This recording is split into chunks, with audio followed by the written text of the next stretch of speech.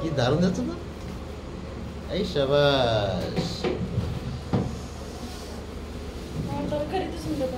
হ্যাঁ, তোর তরকারি তো অনেক সুন্দর যাচ্ছে অঞ্জু, দারুণ।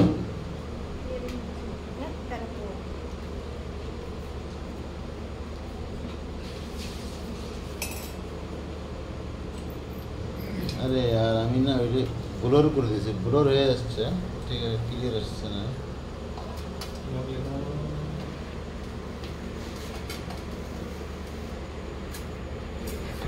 ও জুম,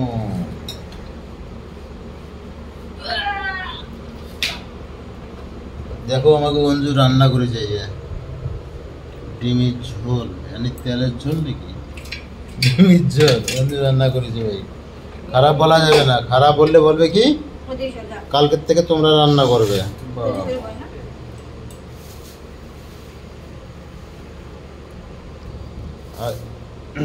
चलो ठीक है, वैसे लक्ष्य करा तो जबरदस्त।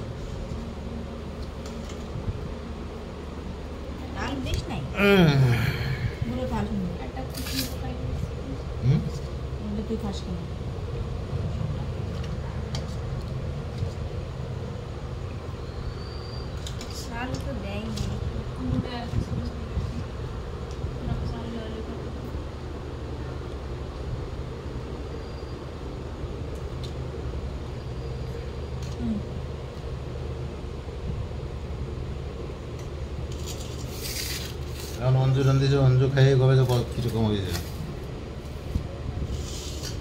মানে ভালোই তো হয়েছে।